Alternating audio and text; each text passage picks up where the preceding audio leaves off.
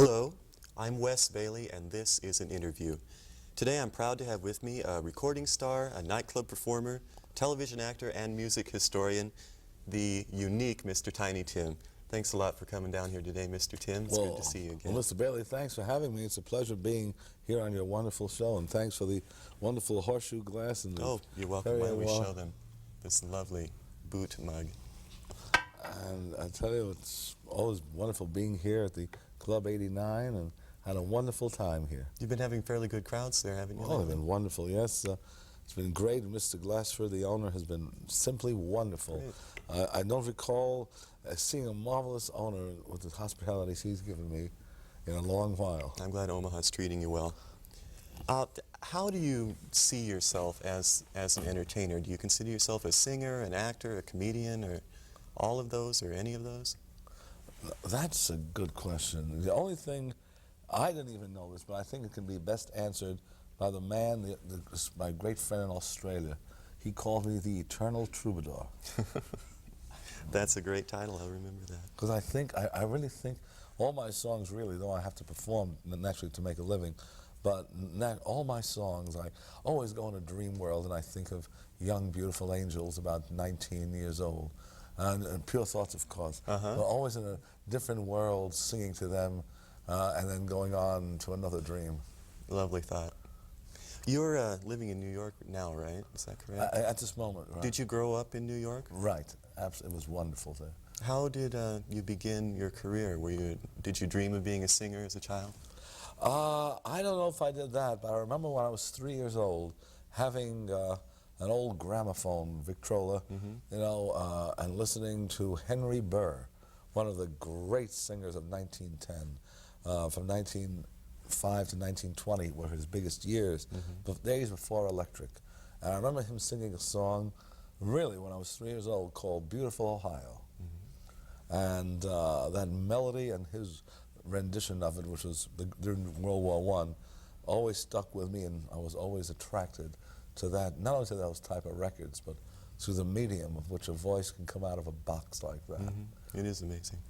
So Mr. Burr is that? Henry Burr, right. Henry Burr was one of your idols? One of my great, great favorites. Who else influenced you in the early years? Well, so many other singers, you know, throughout every period were influential with me.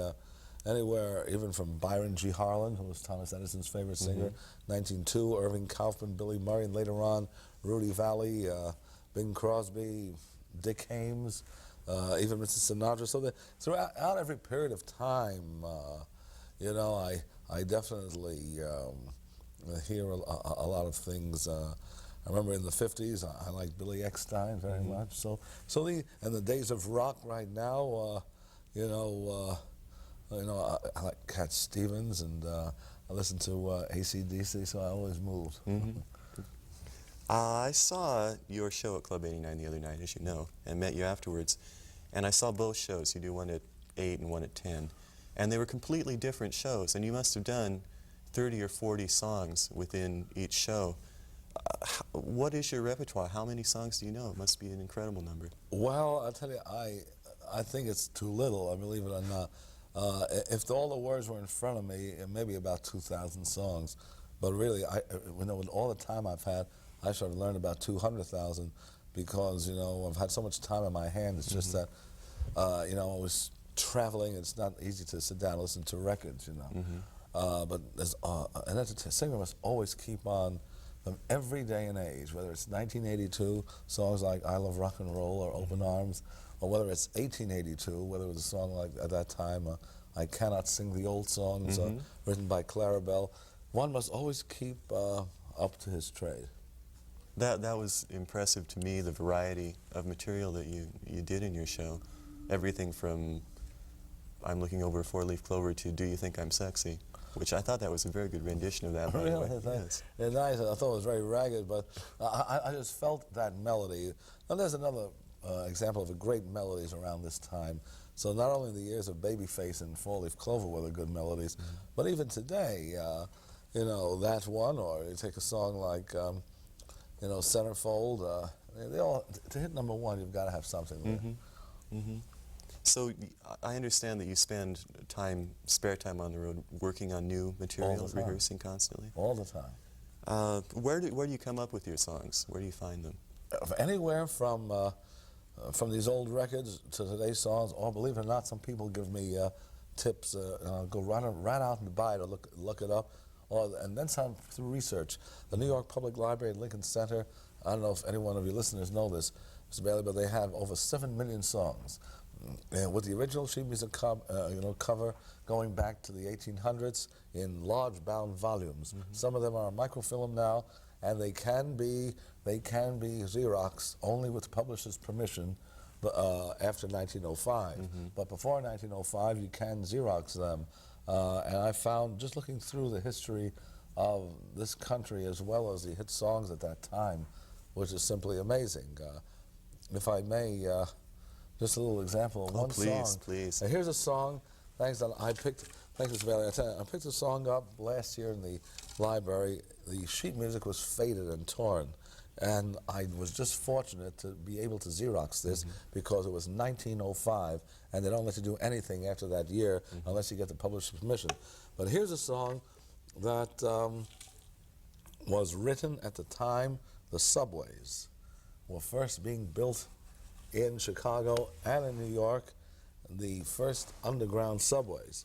I hope the boys are down in the subways, oh what a place, under the Isle of Manhattan, speeding through space, just the place for swooning all the season round. Way down in the subway, we underneath the ground. That was great. Well, that was, I just made one little error there, the place was spooning, but that was a song really for the subways at the time, when it was the big rage to see the whole place being built. So that was a song when the IRT was, before that, in the 1800s, they had the big L's up in the air. But this is the first underground subway, so it was a big event then. Do you do any composing at all? Years ago I did, but after these great songs today, I just cast it aside. But I used to give records out years ago. I'll tell you, one of the things I did, I had a song I wrote for Tuesday Weld when she was 18 years old. If I don't mind my telling you the story, Mr. Bailey, I'll tell you what happened. She was 18 years old, about 1959 or 16, I don't know what age it was. And she was so lovely. I looked at her pictures. And I was running for years and years trying to catch her. So I give her this number. And I never caught her. And then years later, when I was fortunate to make it, I went to a party with Warren Beatty in 1968. And I said, gee, Mr. Beatty, I've been trying to get this song to her for years. He says, well, I'll tell you what I'll do, he said. I know her very well, and I'm going to set up a party for you next week, and she's going to be there. And he sure did. They set up a party a week later, and then she was there, and Elsa Lancaster was there, at this party, a few others, and I finally sang the song to her. I'll just give you a few bars of this number. It was the first and only time that I've ever sung to a celebrated actress any song that I've written. And it went something like this. I can't remember the words, just a few bars. Okay. This was a letter to Tuesday Weld, which I wrote in '59. You have to remember that her picture was pasted on my bedroom board. It went something like this.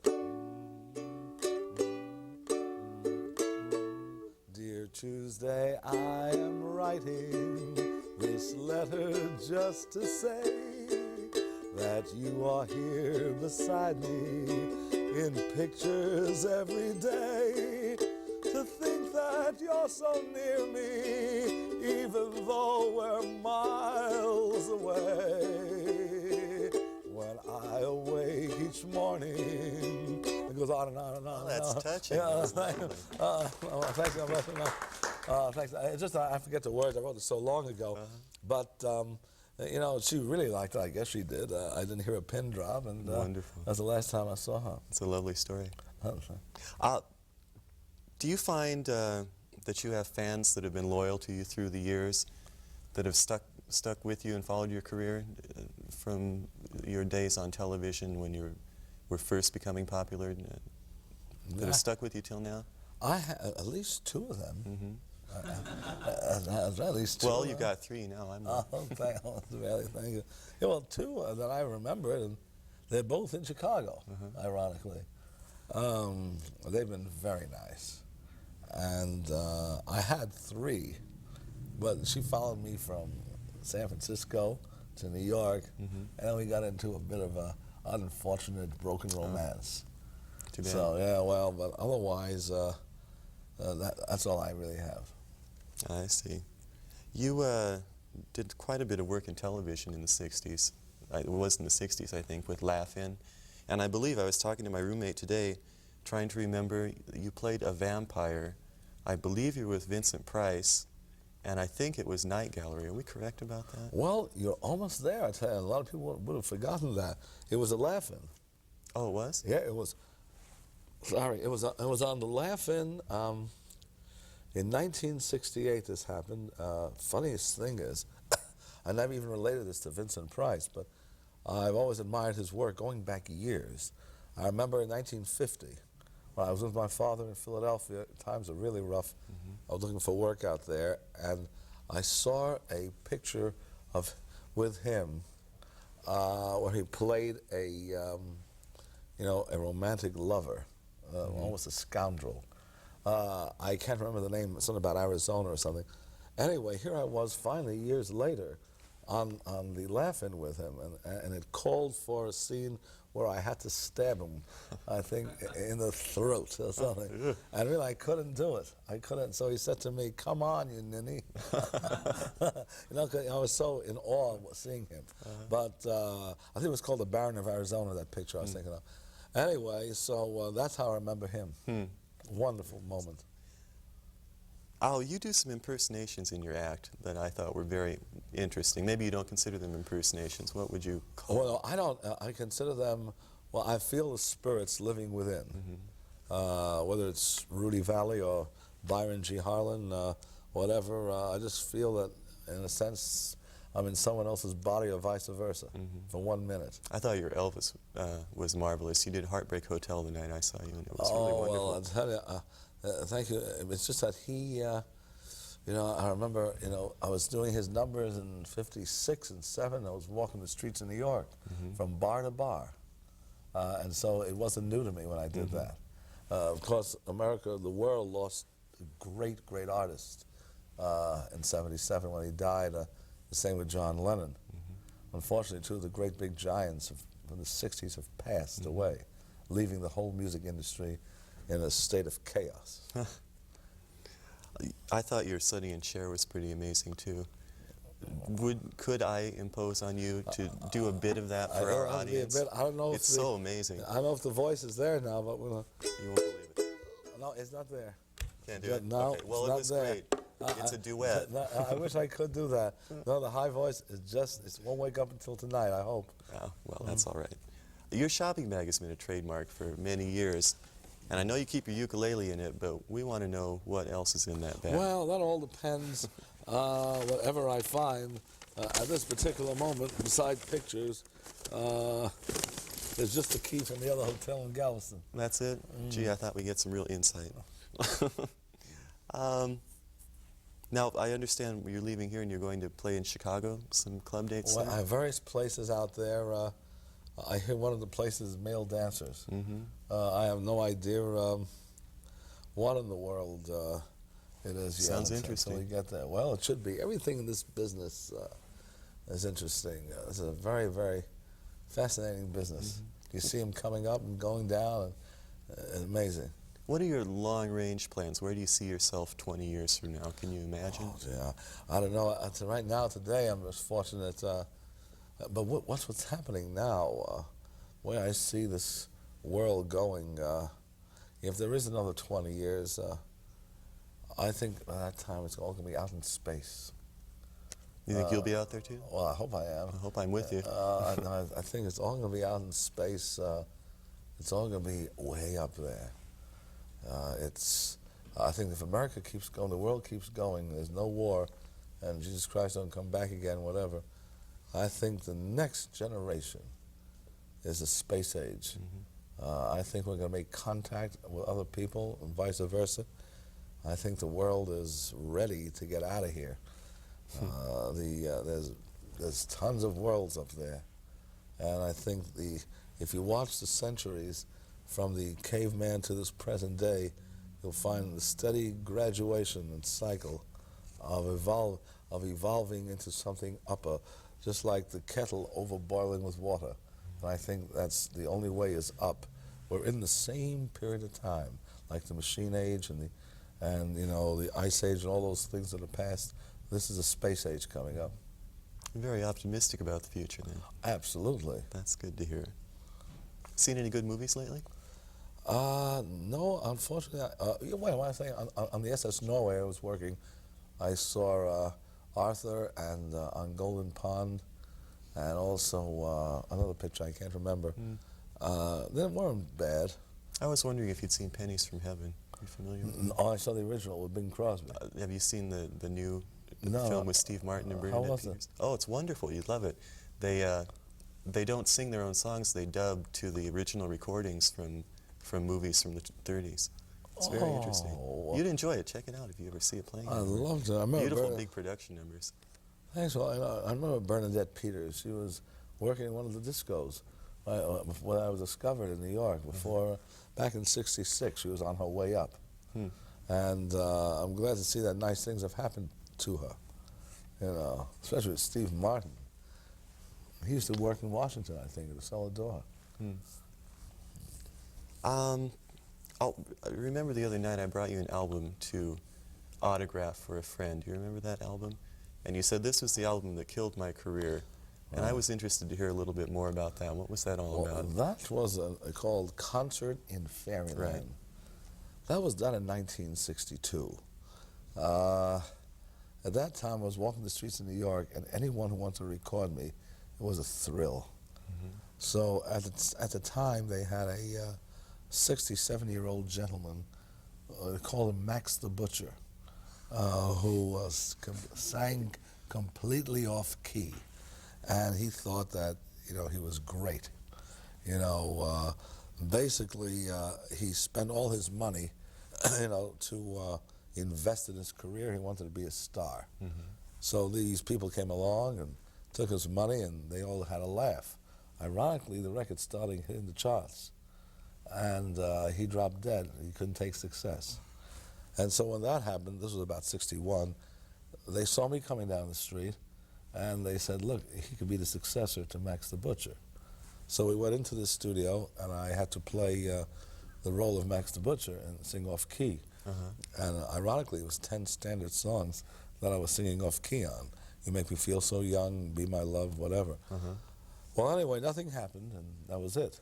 In '68, 6 years later, when Tiptoe Through the Tulips came out with Warner Brothers, these same people contacted them. They had the tapes going back 6 years before.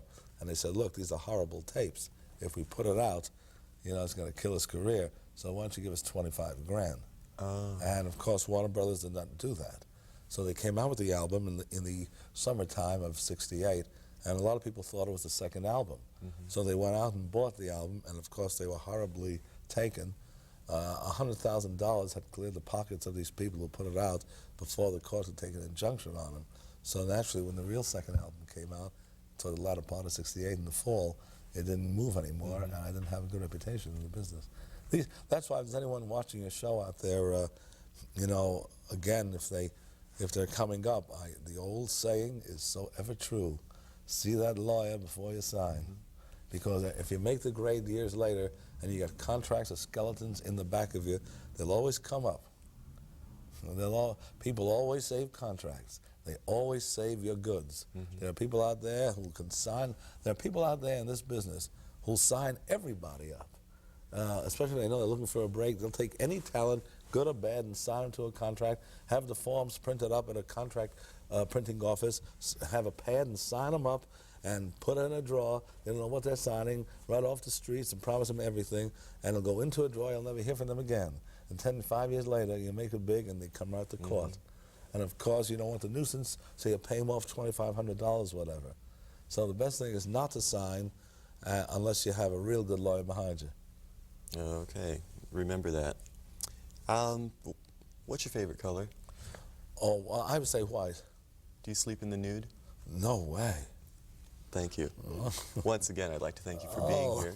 It's been wonderful. I hope you'll be back in Omaha again sometime soon. Mr. Bailey, it's a pleasure being on your show, and I thank you again also for the wonderful glass and for everything. You're entirely welcome. Would you play us off here with a little tune, maybe? I'll try. Just something, anything. Well, if I can, let's see.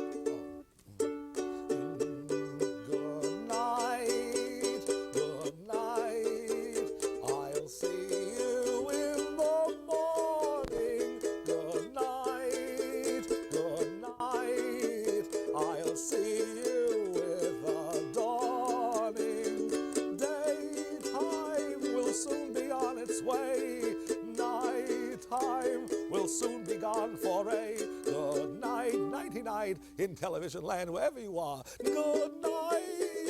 It's time to say good night. Bravo. Thank you. Thank you. Thank you. Thank you. Thank you. God bless you. Oh, thank you. Thank you.